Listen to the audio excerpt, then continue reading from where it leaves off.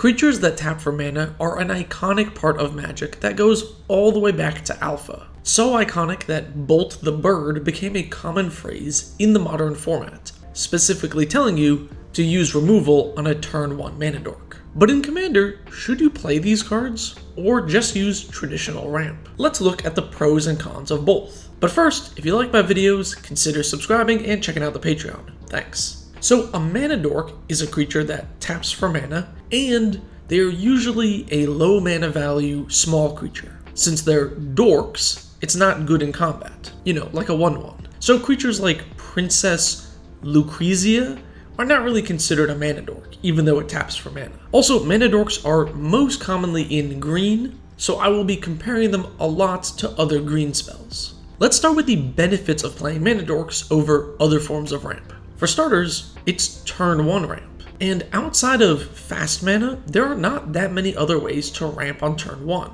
You might have a Sol Ring in your deck, maybe a Lotus Petal, or some of the 1 mana enchantment ramps, but the other fast mana pieces are really expensive, so most players don't have access to them. Plus, a lot of these are card disadvantage and are really more suited to an all-in type of deck than a slower, grindier, casual deck. Turn 1 ramp is extremely important if you have a 3 mana commander. In that case, a mana dork can often be one of the best things to do on turn 1. Another benefit to mana dorks over other ramp spells is that they're creatures. If you're playing, let's say, Animar, not only does a Birds of Paradise let you cast your commander on turn 2, but if you draw the bird at a later turn, it triggers your commander, and any other creature synergy you might have. Beast Whisperer, you can equip them with a Skull Clamp, sacrifice them, and if the mana dork can attack, it could trigger damaging effects like Tymna or Toski. Also, many of these dorks are elves, so if you're playing an elf tribal deck,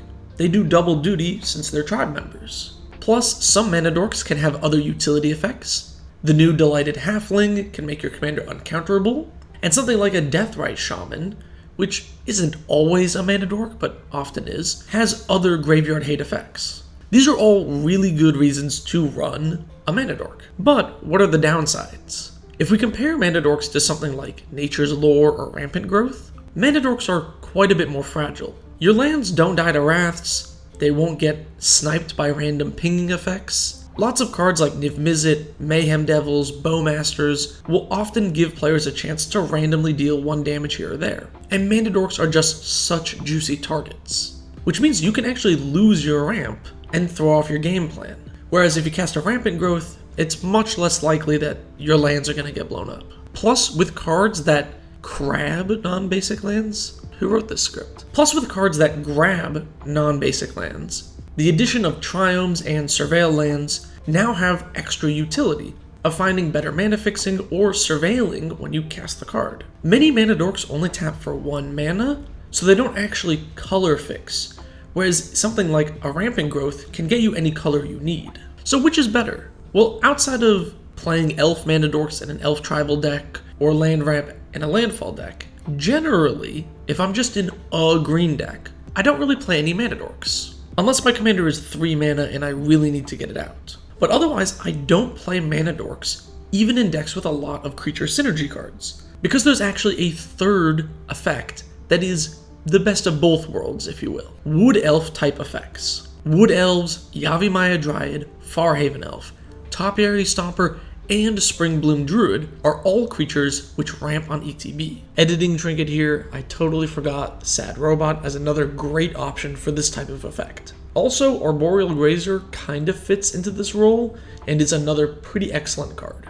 They put a land into play, so even if your creature gets sniped, you don't actually lose the mana you ramped. Wood Elves and Yavimaya Dryad can get non-basic forests. Also, the Dryad randomly ramps other players, which is really weird. I guess it helps with Forest Walk. These cards are all creatures, so they trigger all of your creature synergy cards. And even better than that, you can blink these creatures to ramp even more. I think they're basically better than mana dorks in almost every deck. So when choosing between mana dorks and land ramp, I basically always choose land ramp if I'm just in a green deck. But if I'm in a green creature focused deck, I'm going to be choosing Wood Elf effects. I think mana dorks are ultimately pretty niche and only work if you need a specific curve or you need an on-tribe card. And even if you are trying to hit a specific curve, I think the 1-mana enchantment options are generally probably just better, since they don't die as easily. Before I close out this video, I realize everything I've said has been very green-oriented, so I want to mention some ramp creatures in other colors. Many of you mono-white enthusiasts out there probably already know about Knight of the White Orchid and Core Cartographer. These are basically the wood elves of white decks. You get all the creature synergies, and you can blink them.